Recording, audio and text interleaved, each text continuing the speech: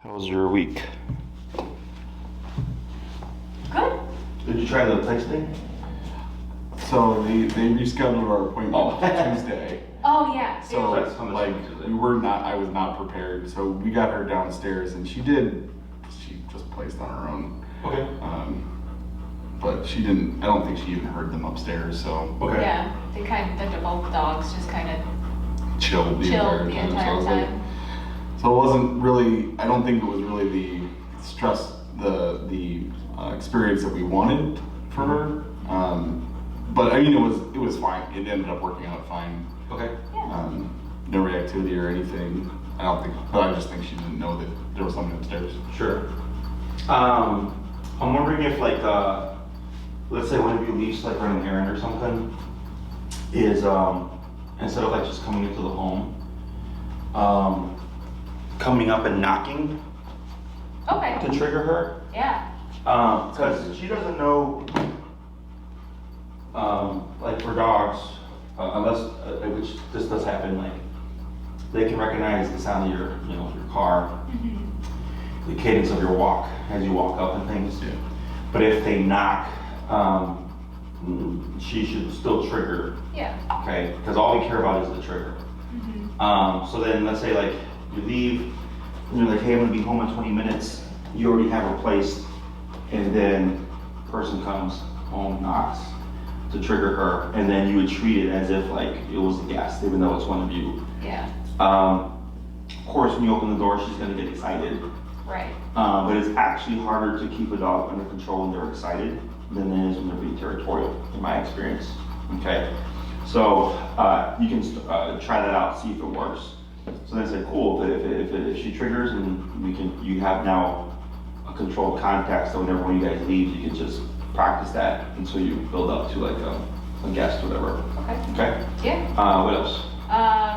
She was doing great with place. We got up to 2 hours with her. Good. With no like being antsy. She kind of just laid down and slept. Mm-hmm. We found that which is something that I wanted to ask, we found that if we put a blanket where it is, she's more likely to play. So is that okay? Like if we put a blanket on like where we have her place? Okay.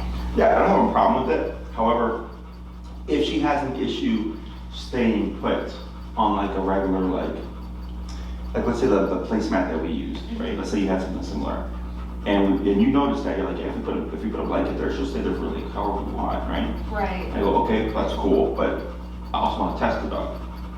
So I would also practice placing her on surfaces where she would have difficulty, because it just gives you more opportunity to remote and correct her. Right. Okay, that's what I usually look for. I'm like, what else can I press to get the corrections in? Okay, but yeah, other than that, like I really don't have a problem with it. Okay. Okay. Good. We've been doing our walks, and I've actually been talking to the neighbors who also have dogs.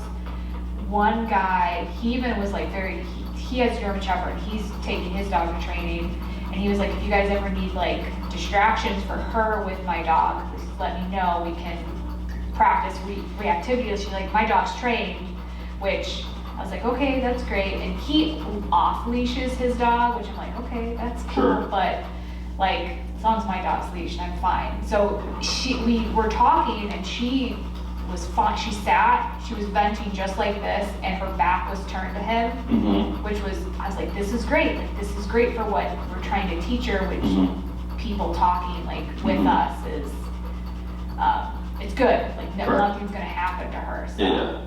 And we did that for about 10-15 minutes, and she did a great job. Yeah. So when you came up to like talk to him, did she naturally place herself? Yes. She like instantly sat down by, like I stopped, I lifted the leash, and she just sat and then turned her back to him.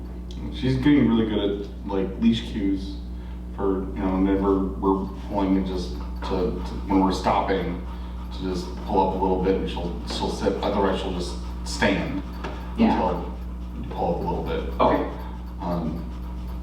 Yeah, I was like super excited with that. No, for sure, because I remember the first time when I saw you guys like just coming in and being here, she was Yeah. triggering. Yeah. So yeah, it's all good. That is definite progress. Excellent. Anything else? Trying to think. Oh, we went to Petco. Okay. That went well. Okay. It was better than what I expected. So Sure. like, I think after with talking to the neighbors and like having and seeing how she interacts with them, I was more comfortable taking her to other places. So yeah, it went great. So what happened at Petco? I didn't buy anything. I just walked around with her. People said hi to me. She didn't react. She didn't grumble at all. So that was good. And just kind of walked in. We walked around and then left. I was very surprised no one commented on what she was wearing. So, but I was like, that's great because then I like don't feel uncomfortable. Sure. Yeah. I know like PetSmart and Petco, the staff will usually like say something like, "Oh, by the way, we're trainers and you don't need to use a truck." I'm like, get away. Right. Just I'm like, please don't make any comments. Like I don't want to deal with it. Yeah. So yeah, it was good. Excellent. How long would you say you were there for? I would say about 10 minutes. I wasn't there for very Yeah, long. That's good. Excellent. And then was she the same? Was she like very venti? Yes. Okay. Yeah. Yep. Awesome. Keep exposing. Yeah. Okay. So, but then we talked about PetSmart, Petco, Home Depot. I think even Best Buy. I don't know one in the South Loop is dog friendly. Okay. And I feel like I've seen dogs at other Best Buys as well, interestingly enough. So you might have to check, but I know there's some in the city that are fine. Now, with all the progress you're making, and obviously with Lucy, I doubt this will happen, but just in case, be careful not to get complacent, Oh yeah. right?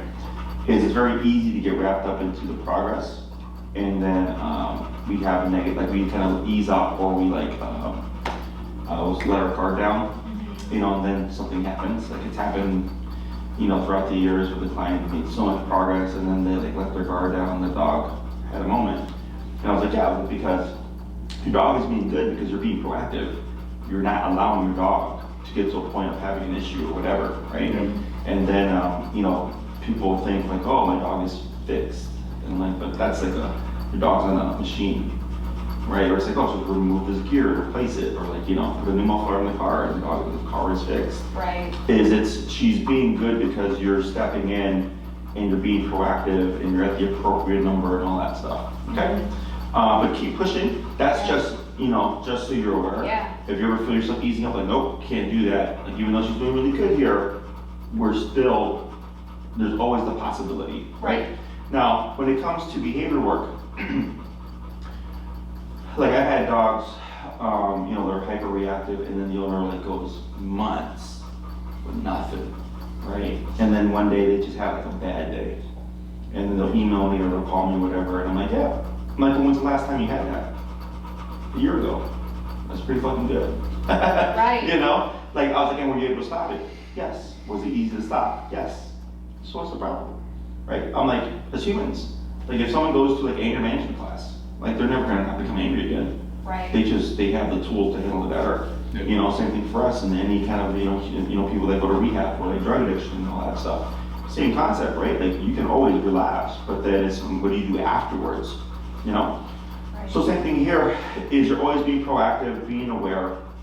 The dogs that we have here, like I always tell my employees, I go treat every dog here as if they're aggressive. I'm like, I don't care if it's the friendliest dog that you know that comes to the daycare. You will treat that dog like it's aggressive. Because if you're trying to differentiate between, I know these dogs are friendly and these dogs are not, at some point someone's gonna slip up and be friendly with the wrong dog, right? But if I'm always just aware and cautious, our exposure to risk is far less because we're treating every dog the same, you know? So, but you're making good progress. The reason, like obviously with me, because there's more tension with me, is because I'm the bad guy. I'm the guy that puts under the most pressure. So I really like that when you talk to your neighbor, she had his back to him, and then you went to Petco and then she was not being vocalized, like, you know, because I would have expected some kind of grumbliness or whatever. And then did you say people said hi to you? Yeah. Yeah, no, even with that too, I would expect something as well. So excellent. Right. Very good. Anything else? No, I don't think so.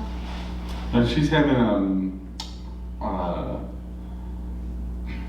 she's like, well, at least with me, she's being more food aggressive. Okay. What's that look like? So she hasn't snapped at me yet. But like Jen will give her her food and start petting her, and she's fine. I give her her food, Yeah, and I get close to her bowl, and she starts growling at me. Gotcha. So, which is, it used to be the other way around because I used to add things to her bowl to try and get her past that with me, to get her used to the idea that I'll be in her space and and I wasn't going to take her food away. But I don't know why she started, in this last week or so, being really, like I put the bowl down and I'm just standing there and she's growling at me. As she's eating? As she's eating. Okay. And she does not do that. And she doesn't do it with Jen, so I don't know what changed. Is that something that you always did with her? Not always. So it was. So I noticed it like when she was about a year old, that she was doing it with Jen, and so I said, okay, well then let's try this, which was You were hand feeding her. giving her food directly, then picking up her bowl and adding things to it, and then giving her bowl back immediately. With like her favorite things, like eat little pieces of bacon and chicken and stuff, and now like I just my foot accidentally touches her bowl and she's growling at me. Sure. Okay. So I don't know what changed. Yeah. And when's the last time you worked on that? It's been probably about a year since I've worked on that with her. Okay. And then when's the last time you've been near her bowl where you typically see something but she didn't trigger? It's probably the last time we took her to the vet. Where? The emergency vet? Yeah. Because I haven't been standing by her bowl because the other dog is not eating. Like he's not. He gets fed in his crate because that's just the way that he. It's how he's comfortable with It's how he's eating. comfortable with eating, but he's also old and doesn't like to stand. So, he lays. We put the bowl in, and he stands there, and then he'll like nibble at it for a bit, and then lay down, but he can't get to his bowl because he's laid down. So we have to move it. And, there are days where I have to hand feed him because he just can't see his food. Sure. So I haven't really been paying attention to her in eating. I just don't want to get it to the point where we need to, take something away from her because it's dangerous and she snaps at me. Sure. Because it kind of sounds like you're being really proactive about it, and then we had a break from it, and then you found yourself in that context, and it just caught her off guard, or the instinct is there. Gotcha. Right. So when it comes to food or resource guarding, it's a normal behavior, and if we think of dogs primitively, I've heard of a few trainers who swear by the hand feed your dog and your dog will stop resource guarding. But I've had a number of clients who did that and their dog still resource guarded. And I think it's because when the food is in your hand, that's one thing as opposed to when the food's in the bowl. Yeah. There's very different contexts, So when the food is in the bowl, the dog is in the vicinity or feels it has possession of it. Right. Whereas when the food is in your hand, it's in your possession. And the moment you go like this and you drop it down, it's now surrendered. So then if the dog mentally decides, I'm claiming that, defensiveness kicks in because now you're a competitor. Right. Do you want this food? Because she doesn't understand that like, you can just go to Petco and get more. You get another Right. 30-pound bag of kibble. Right. And it's like it's an endless supply. Right. So when it comes to resource guarding, I myself am not a fan of messing with the dog's bowl or making contact with him. I look at it as a human, like I wouldn't want someone putting their hand in my plate or moving my food or standing next to me for a period of time. Now, if she's eating her food and you walk through the kitchen and she starts growling, now that's something that I would correct because you're just walking through the kitchen. Does that make sense? Yeah. But there's other stuff. I've had people who their dog bit them, and they're like, my dog's human aggressive. And I go, tell me what happened. Well, I got my dog and I was feeding him and I put my hand in the bowl. And I was like, why would you do that? Because it's my dog and I should be able to do whatever I want with them. I'm like, your dog's a living being creature. And they have rules and boundaries, plus they're primal. And would you like someone sticking their fist in your food? I'm like, if anything, that's why you deserve to get bit. So what I care about personally is, the dog should be able to eat and coexist and not feel threatened, okay? Now, if you're trying to get her to a point where you want to make contact with her and pet her and all that stuff, it would be continuous work. Because the moment you lay off of it, the brain can reset. Gotcha. Okay? So just taking a break from doing all that is probably what caused it. Correct. Because you're not proactively just consistently doing it, because it's either for her, it's just a part of who she is. Because you can't make someone something they're not. In my opinion, it's the same thing for dogs, except here, when she's being aggressive, that's easier because we're allowing her to act out and correct it and then showing her there's other options. Right? But the resource guarding, because it's to you, is what makes it difficult. Right? Now let's say, so like my dogs, my pit and my chihuahua, they won't resource guard with me. Take the stuff, no problem. But I guarantee if you try to take their bone, they're gonna resource guard. Right. Because you're not someone within their circle. Does that make sense? Yeah. So like I just had a consultation and the dog has bitten the woman twice, pretty good, the brother once, and then the sister-in-law once, and attacked the dog he lives with twice in the past year. Oh, wow. Okay? So we're talking about things, and I told her, I'm like, their case is very difficult because the dog is being aggressive to them. Like, your case is actually easier because the aggression is external, right? So I can take the blunt of it, and then we're not worried about it to you, but I told her, I'm like, I can take the blunt of it, but then how are you still gonna work with your dog and not be bit? Does that make sense? Yeah. So that's the tricky part, is because it's resource guarding to you as opposed to external. The way we approach resource guarding is, I don't worry about the dog tolerating me touching them. But if I tell them to release something and disengage from it, they should do so. And when I go for the object, there is no altercation because the dog is no longer in possession of the object. Okay. Okay, so you guys have a car? Yeah. Do you have like a driveway? Yeah. Okay, car parked in the driveway. Let's say you look out the window and you see some random person sitting on your car. How does it make you feel? Pretty pissed? I'd be very uncomfortable. Yes. Now let's say you look in the street and you see a car, you don't recognize it, and you see someone sitting on that car. Do you care? No. Typically, no. Yeah. Why not?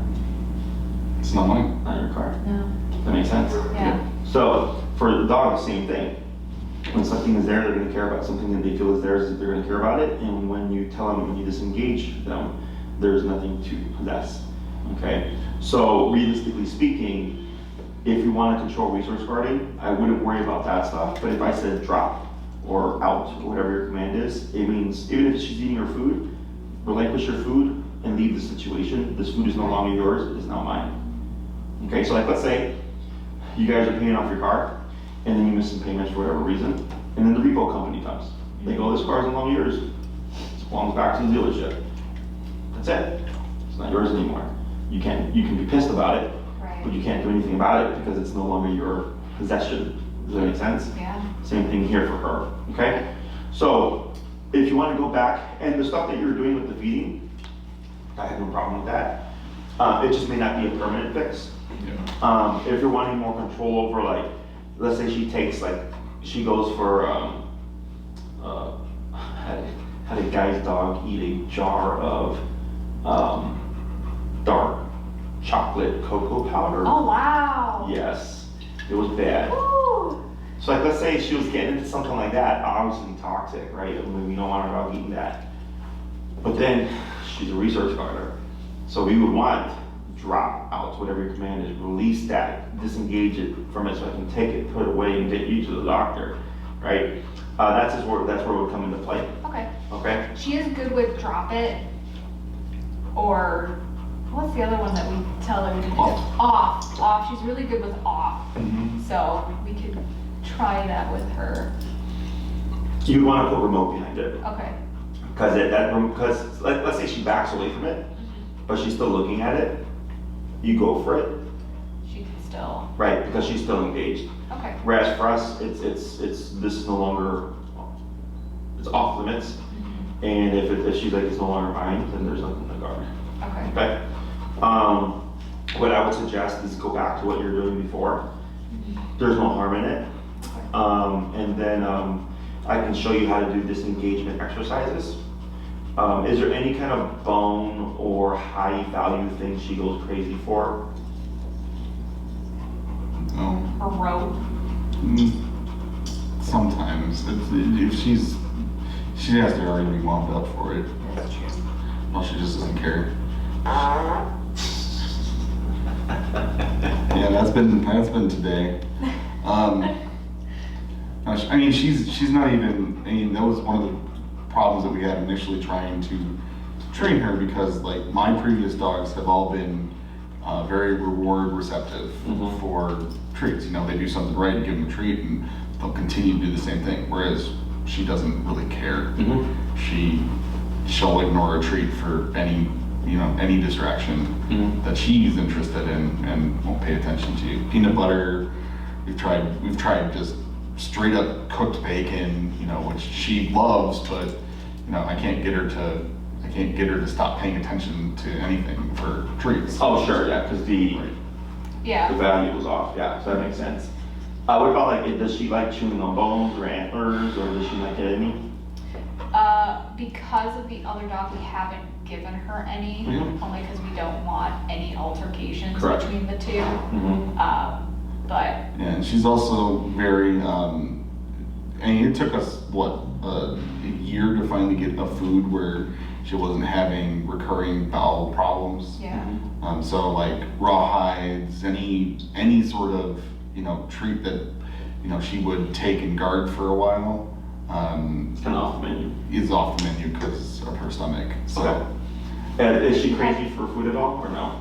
she loves Chicken and boiled rice. chicken and rice. It's her favorite thing in the whole wide world. Okay, so she goes crazy for that? Yeah. Next class, bring the comforter or whatever, Okay. and I'll teach you how to do disengagement exercises. And then you just, because teaching a solid release command takes time and repetition. Right. So once I show it to you, it's just, you go off and practice it whenever you come across the context. okay. So that in case of a situation like you need her to disengage, you've already drilled it out. Okay? And then do what you would do before, there's no harm in it. And it does help kind of balance everything out. So, okay? Yeah. Anything else? No, Nope. not that I can think of. Okay, so we're gonna give her a break from Yeah. touch today. What we're gonna work on is a very simple command. We're gonna work on stay. The way I use stay and apply stay is a bit different than I think other trainers and people apply it. So we've only covered two commands because we've been focusing on behavior, right? We covered the heel, we covered the place command. So when we teach the stay, it's its own thing. So some people would say sit stay, down stay, or go to your bed stay, right? Whereas for us, all those commands are implied. Sit, put your butt down, don't move. Down, lay down, don't move. Place, go to your bed, don't move. Okay? So we don't need to say stay. If you do say stay, not the end of the world. We just don't do it in our theory of training. So I teach to stay from the heel position. So if I come to a stop, what should she do? She just sit. What command is she in? She's in heel. She's telling you. Yeah. Yes, right? It's a trick question, because people usually think sit, right? So if I were to move, what's her inclination gonna be? Left foot. She's looking for the left foot to move Yeah. forward. Yeah, she's gonna think we're gonna walk, right? So heel means walk with me, stay with me, sit when I stop. So if you were to start walking again, even if you didn't say heel, the heel is still in effect, Yeah. right? So and I think I explained this where, at least in the beginning, you would always say heel to teach her the concept of when you hear this word, it means now we're walking and everything turns on. But technically, if you've cued the heel and you don't say anything else, you don't say break or you don't say place or whatever, that command is in effect, right? So if I say heel and I walk, and I come to a stoplight and I stop and she automatically sits and it turns green and I start walking again with that left foot, technically she should just move with me. Because She she's doing does, she does. She Yep. does a good job with that. She does a good job with that. So what I do is I teach the stay from the heel position to help the dog differentiate between stationary and motion, okay? So what we're gonna do is you're gonna just say the word heel, you're gonna walk with her for a little bit, you're gonna come to a stop, she should automatically sit.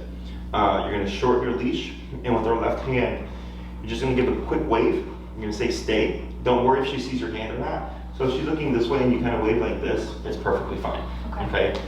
So you cue the word stay, you're gonna shorten your leash, and you're gonna step out with your right leg like this to face Lucy, okay? And then you're gonna step back, Okay. and then heel, okay? So the difference is heel, right? Left leg, stay, right leg. So the reason why we pivot up like this is because when we turn to face her, this is confrontational body language, Okay. okay? So here, when you turn to face her, it helps her keep back, because if you're to try to go forward like this, it looks too similar to heel right now. Okay. So to help her differentiate, you pivot out in front of her, because this looks different from heel. But also the body language and the presence, the forward presence, helps her keep the sitting position, okay? Now, let's say, stay, and you shorten your leash and you go to step out, and she gets up to follow you. You would pull up and away. Okay. This is why having it short is important. Because if you have it completely slack, you're gonna be like this, and Lucy's gonna be here. Right. So up and back away from you, you stop what you're doing, cat, she should put her butt down, relax, and then complete the motion, Okay. okay? And then we step back to her side, good girl, heel, left leg. Now we're moving again, Okay. okay? And I'll coach you through it. Okay. Because of all the people it's gonna need, it's gonna be me. And what's your number currently set at? 51. Let's go and go down to 35. Because we're teaching something new, so we always do go down low. Okay. So here, you're gonna get her into a heel, and you'll just kind of walk back and forth and come to a stop in the center, and I'll walk you through All it. right. Heel. All right.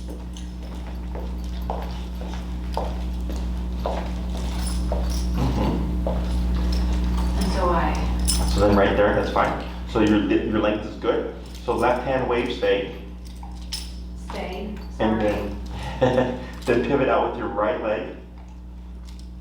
Like that, good, up, tap. That's fine, up, wait a second. And then just kind of scoot over so you're facing her. There you go. And then back to her side again. There we go. Okay, I'm gonna repeat that 4 more times. All right. Heel. Oh, yeah. Yeah, that is Stay. correct. Because you have to now go from the stay into the heel. Yeah. Got it. Got it.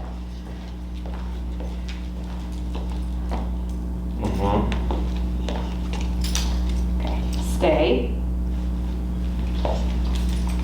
Right, hold right there, wait 1 second. Wait, pause. No tap here, just wait. So, okay, so you see how she scooted into you? Yeah. So this is where the up and away, Up and away. because Got it. she thinks, because for the past few weeks, what has tap meant to her? To be by us. Yes, right? So here, now we're teaching her that the tap actually means to keep away from you. Keep away. Okay, so that's okay. So the reason why I had you lay off the pressure with the tapping, because there's like 2 taps, is because I could see where she was getting confused, and I Yeah. thought she was gonna do this. So then you would keep your leash short, ready to still kind of up and back to keep her away from you. Okay. It doesn't matter that she sits in the exact position she was in. It's just that she gets back to the original position of being away from you. Right. Okay? Okay. So we'll try it again. So we're gonna step to her Right. side. Heel. Good.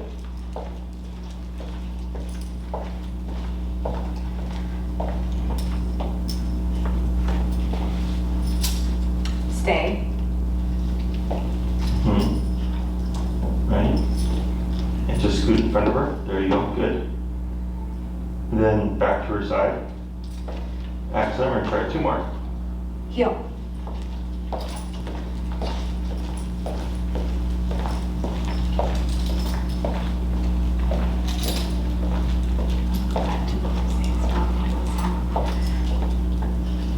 That's okay. Yeah, just turn through. Stay. Yep. Right, wait a moment. Back to her side. One more. All right, heel.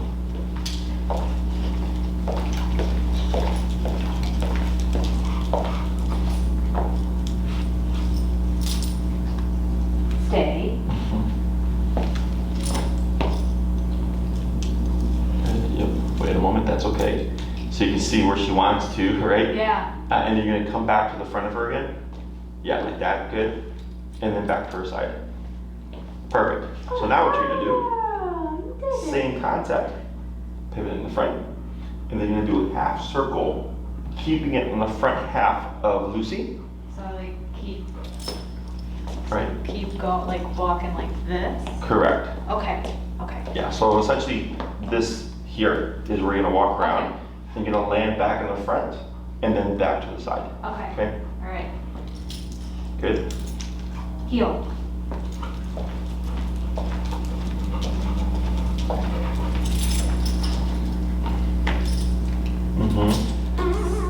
Stay. Is there a ghost in here?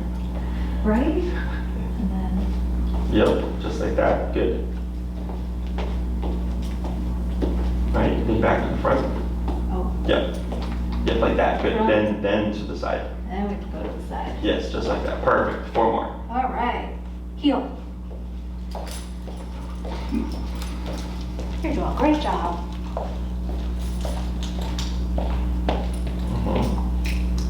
Stay.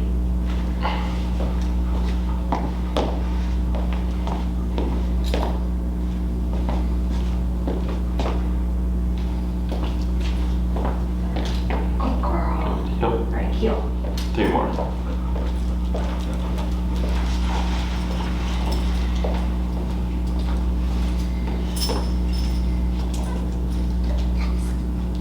Stay. Nothing else? Make me laugh. I don't think you pooped before you left. Before we left. She's like, I'm saving it. I'm saving it for Jessie. Right? She's like, oh, I knew. Darn that I'm not doing touch today. Good. Now we're gonna pause right there for a second. Okay. So this is very common. So when we do the swoop around, it's pure right leg. Oh, okay. Do you know what you did? I was probably like, Yes. So, which is okay. it's because because of my back, I It's lean okay. to my left, so I'm sorry. No, that's all fine. Okay. The thing is, you did this Oh, to this. got it. Okay. So that, if you need to do this, this is okay, Okay. because you're still leaning right leg. What you're doing is baby step left leg Yeah. to the right leg. Okay? Yeah, So, okay. everybody does it, and the next thing you know, you're gonna do this to this, and then she's gonna pop into a heel because she's thinking Right. left leg. Yeah, Okay. that makes sense. Okay. Let's try 2 more. All right. Heel.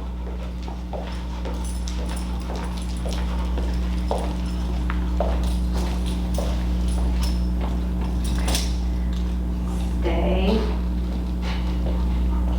Much better.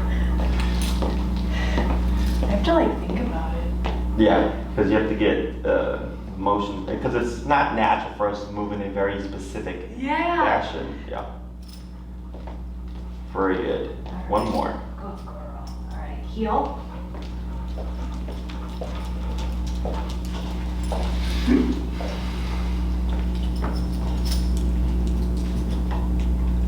Stay. There you go. Much better.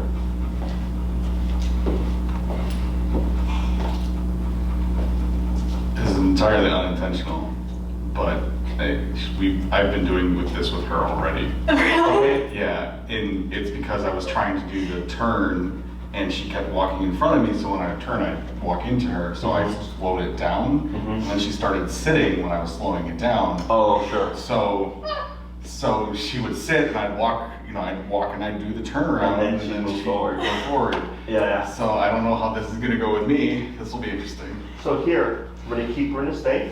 Go ahead and step out again. Right, good job. Up tap, right? Now here, let's go ahead and pass off, right here. Up tap, right, good. And then pass off.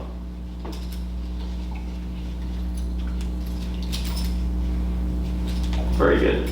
So I like to do little things like this, where the dog is under the command, and then we switch handlers, because they're, especially when it's the owners, they're very inclined to like assume their job is done. Right. It gives you an opportunity to correct, okay?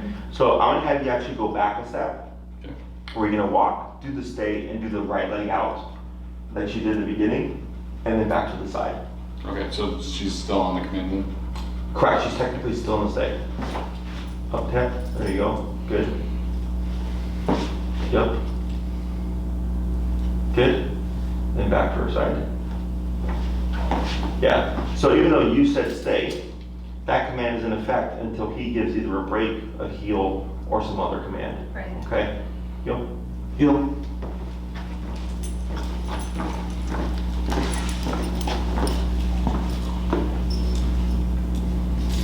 Stay. Good. Good. And back to her side. Very good. 3 more. Heel.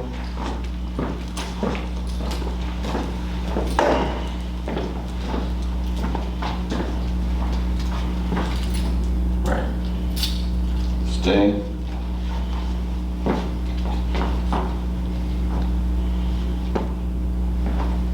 Good. Back to her side. Excellent. Heel.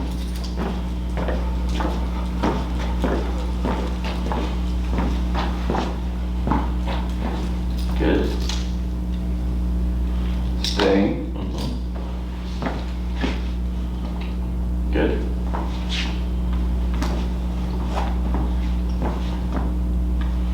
One more. Heel. Good.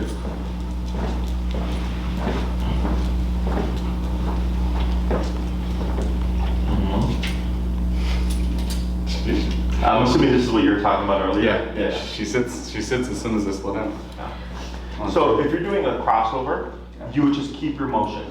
Yeah. Eventually, she'll learn the difference between like the crossover and then, I don't care that she sits in the crossover, but that once you complete it and you're moving forward, she should get up and naturally just follow you.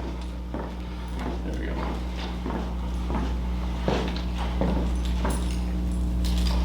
Stay.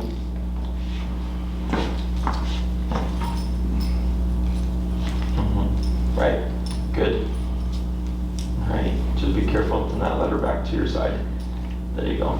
Right, good move. Excellent. Now we're gonna do the stay and do that half circle.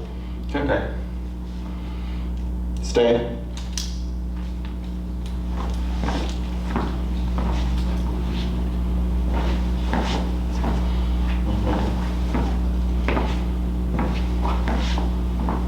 Good.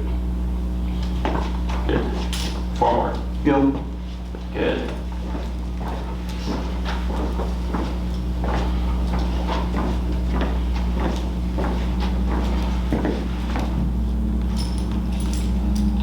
Stay.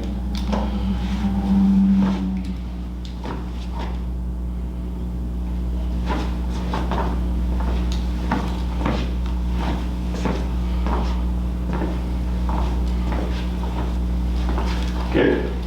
Heel. Good. A few more.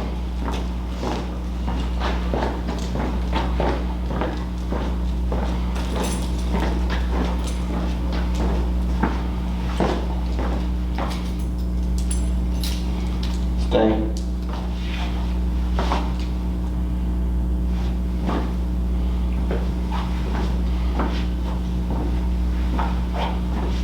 Good. One more. Heel.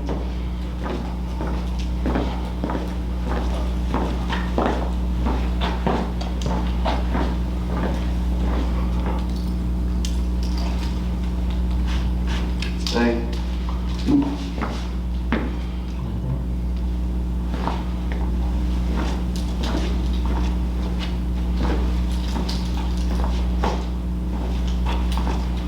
Good.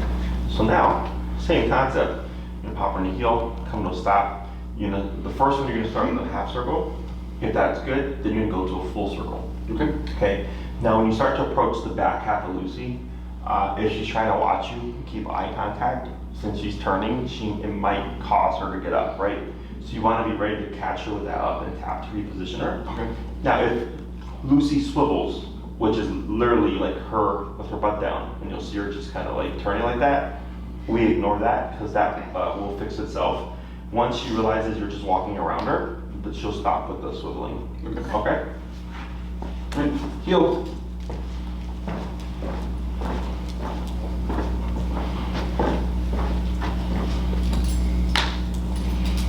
Stay.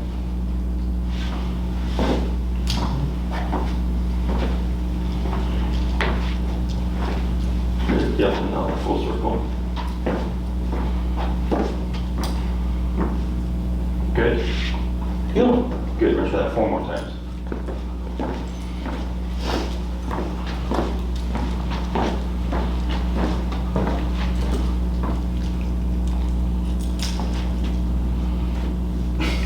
Stay.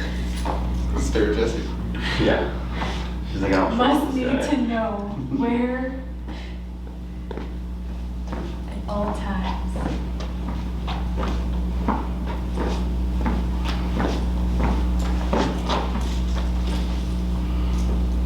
Heel.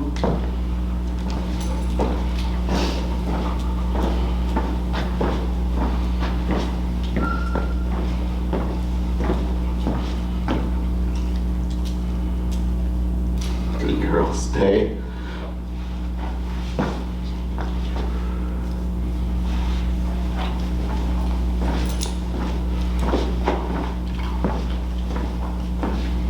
Mm-hmm. 2 more. Heel.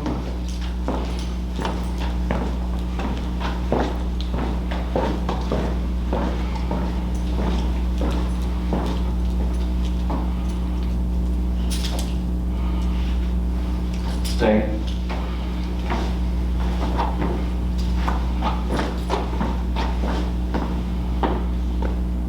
Heel. Good, 1 more.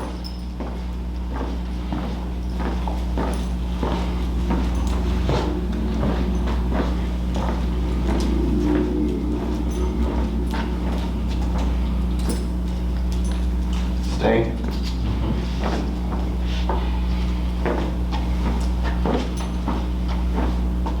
Good, now you're gonna pause right there. Let's go and swap hammers.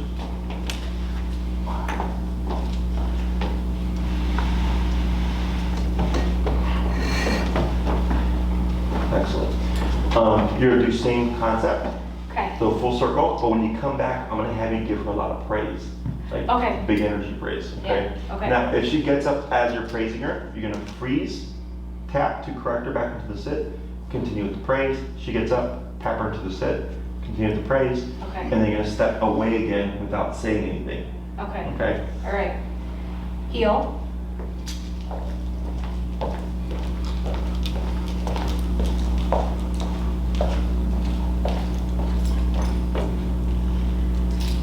Right. Stay.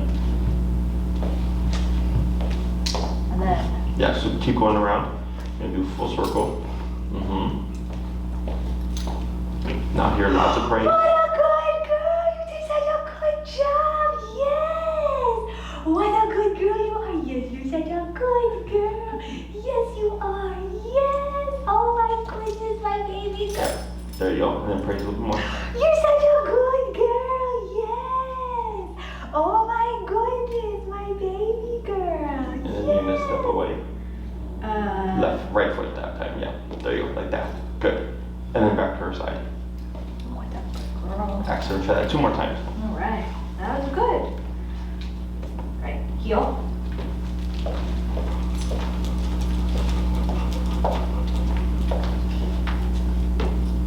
All right, stay.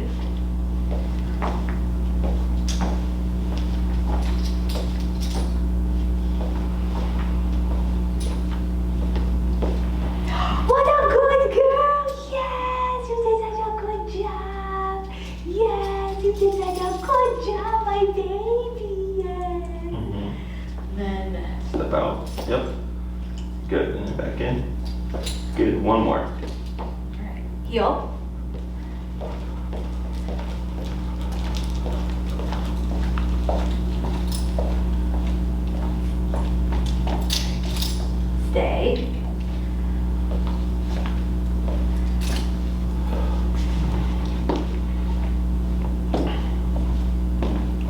What a good girl. You did such a good job. Yes, my baby girl.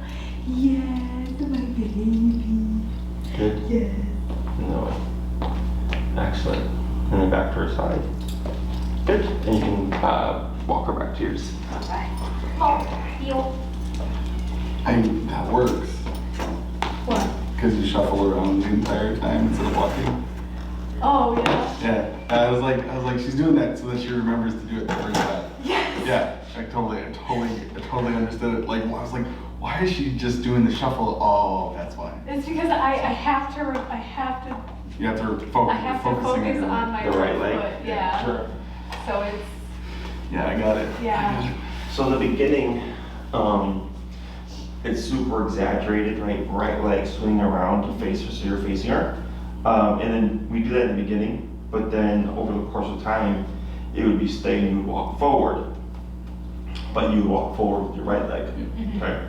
So here, it's really just about conditioning and consistency. Always making sure that you step forward with the left leg near the heel, and then the right leg with the stay. okay. Okay, so like let's say you walked with Lucy, and you put her in the heel, and you stopped and you sent her to place. Technically, when you leave her on place, you leave or lead away with the leg away from her. So if place was here and she placed, I walk away with the right leg. Okay. Now, if she happened to be at my right side when I placed her, I would actually walk away with her with my left leg. Okay. Does that make sense? Yeah. So so when she's in heel, leg away would be right leg. But if she happens to be at the other side of you on your right and in a stationary command, then it's the opposite leg. Okay.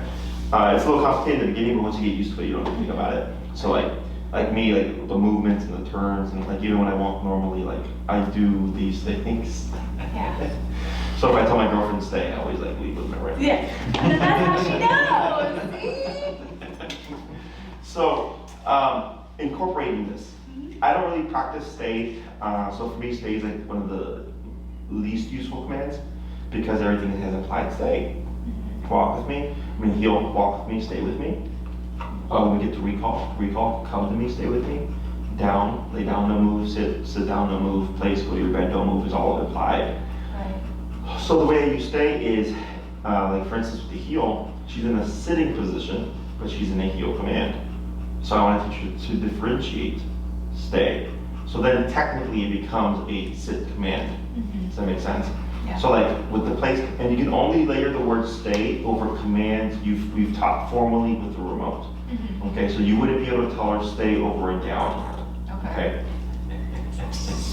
You are gassy today, Lucy. So she's on her bed of her own choice, or whatever you use for like the place command.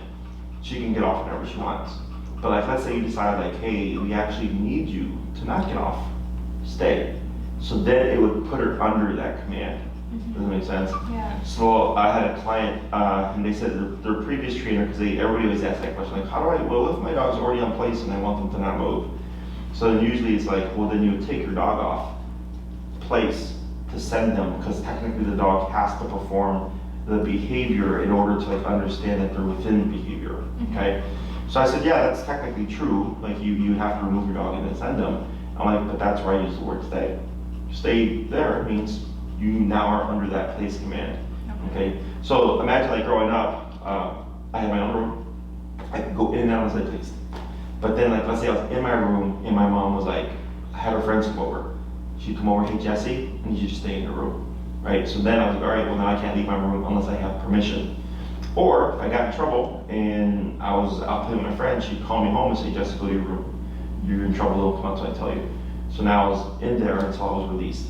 It's very similar, Yeah. okay?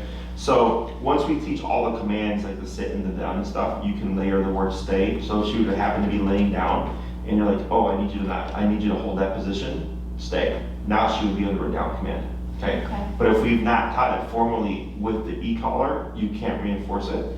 So like, let's say she was laying down and you told her to stay, she got up and you tried to correct her with the remote. Because she hasn't been taught how to lay down in response to remote, she's not gonna know what to do. Yeah. Okay, so then that becomes confusing, so we have to shape the behavior first.